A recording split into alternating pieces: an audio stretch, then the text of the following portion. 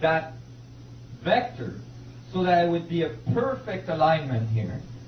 Otherwise you would miss equilibrium, and any forces pushing down in any other direction would break the equilibrium. It's very precarious. So how would you increase stability? You'd probably add vectors at 90-degree angle from those. Now you increase equilibrium, right? However, the edge of your geometry has longer vectors than the vectors to the center. Because they're longer, they're stronger, and thus your geometry explodes. It doesn't work. What would you do to try to correct it? Probably add vectors at 45-degree angles from these other ones. But if you did that, then the edge vectors are shorter than the vectors to the center. The geometry implodes. You still don't have equilibrium. So what's the solution? The solution is the hexagon. Because the hexagon has edge vectors that are the exact same length as the vectors to the center. It's the only geometry that does that. So now you have equilibrium. And what does that look like in 3D? It looks like a vector equilibrium. This geometry here. Oh. Okay. Vector equilibrium. It's 8 tetrahedrons pointing inwards. Now, this can be seen as well as 4 hexagons intersecting each other. Do you see that? The red one on the edge, there's a blue one at the equator, and then 2 ones intersecting in the middle. Everybody see that? There's a red one on the edge, an hexagon on the edge. 4 hexagons intersecting, creating equilibrium at the center of singularity. And note that there is 12 vectors radiating from the vector equilibrium. So there's 12 vectors radiating from the center, and there's 12 edge vectors, 24 vectors. These numbers are found in most ancient civilization texts.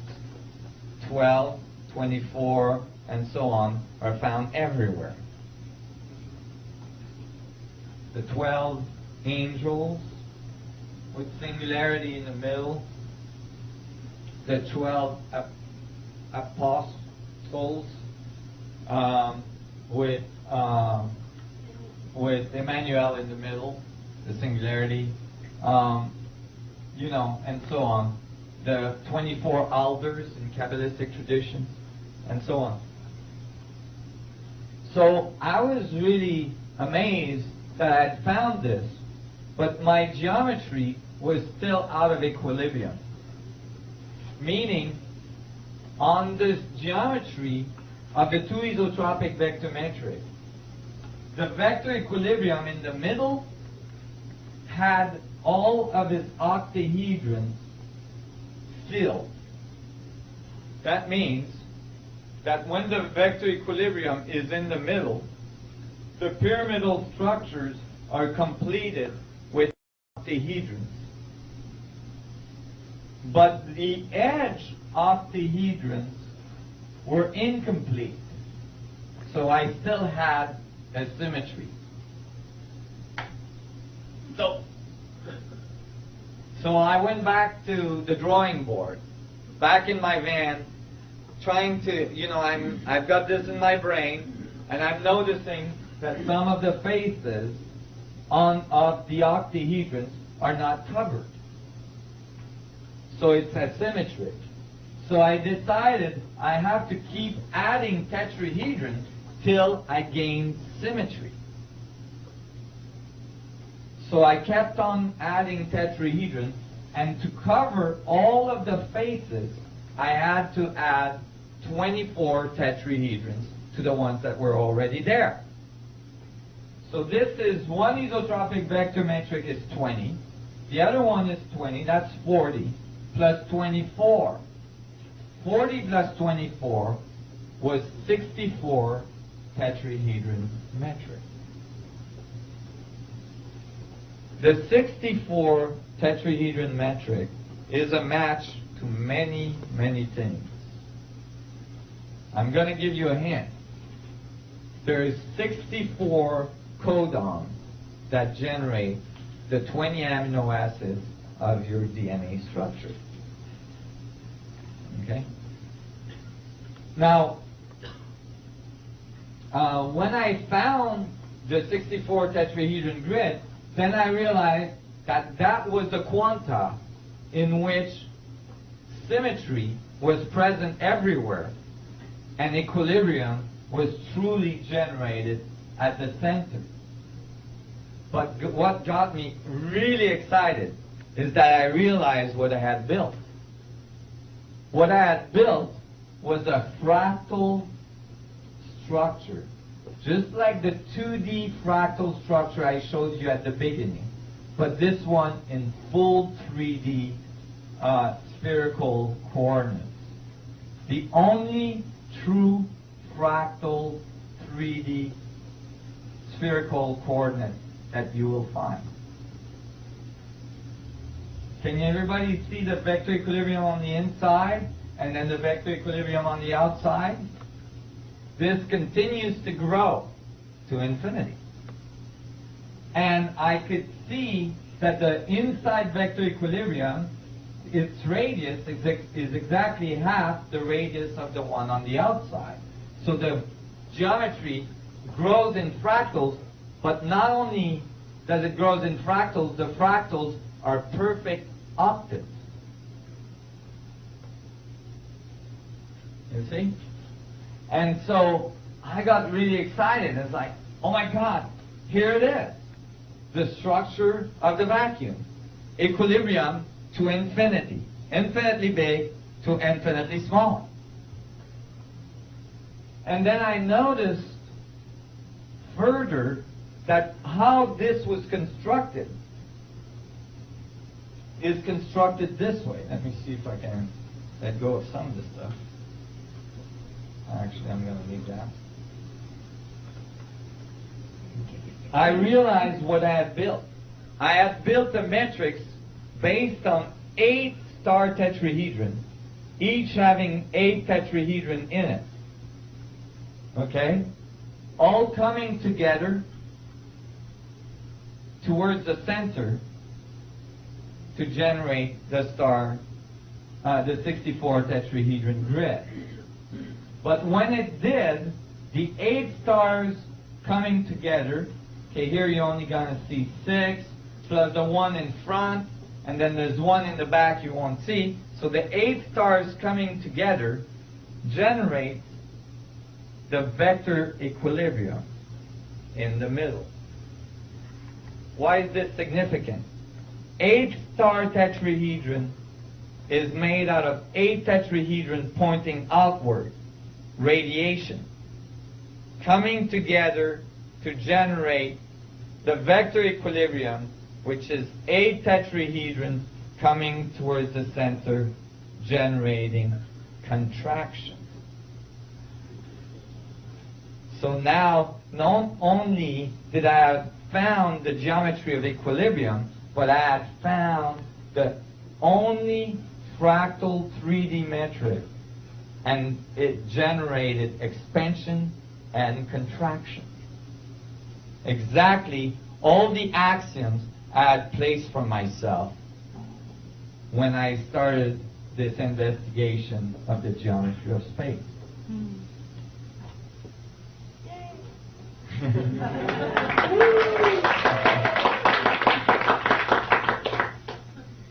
I was so excited. I'm still excited.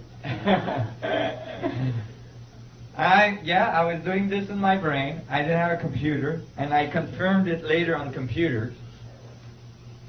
But I was like, oh my God, this is so awesome. And then something really weird happened. I knew I had the fundamental structure of space. I knew, I was definitely seeing. Now realize, you guys, if we truly have the fundamental structure of creation, then technology that's based on this information is going to tap directly into an infinite potential of energy, infinite potential of gravity, infinite potential of rejuvenation, regeneration, and so on. You're talking serious change in our way of doing technology. So I was really excited. And then a bunch of people in England called croppies. Those are people that measure and photograph crop circles. Okay? Now, I know you guys, crop circles, There's scientific papers that were just published in peer-reviewed journals about crop circles, because many of them are not being able to be explained by people going in the fields at night and stomping around, Doug and Dave drinking moonshine and freaking everybody out.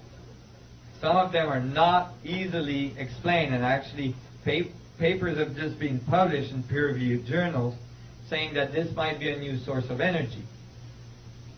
But the croppies that I'm talking about decided in 1997 that if somebody is trying to talk to us through the crop circles, maybe we should talk back. So they went in the crop circles and they wrote in big letters by stomping around with their boots, what do we need to know? Good question. And the next crop circle that occurred was the largest crop circle to date at that time. And it's this one.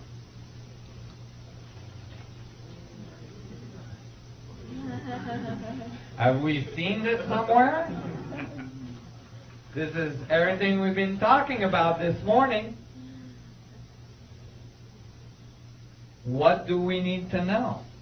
Well, that's really nice. They give us this. They even made it in a way that's not reproducible by Doug and Dave drinking moonshine. Because all the hay is woven in a way that it makes effects of light and shadow that gives the vertices, the edges of 3D tetrahedrons.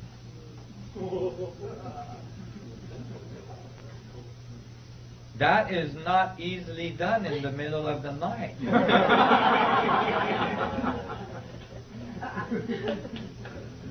And so, and it was enormous. It was the largest today. It was much larger than anything previous to that. And it was interestingly situated near ancient, sacred site. And then a few weeks later, the next crop circle, a few weeks later, was another iteration of the same thing. So they were insisting on the pattern. What do we need to know? You guys get it? Look at tetrahedral fractal geometry. Right? How do you fit infinity in a finite space? Note that on these fractal curves, although there's not a boundary around the whole thing, the boundary is implied because the circles are all there of the smaller boundaries of the fractal. You guys follow this? So I was like, oh my God.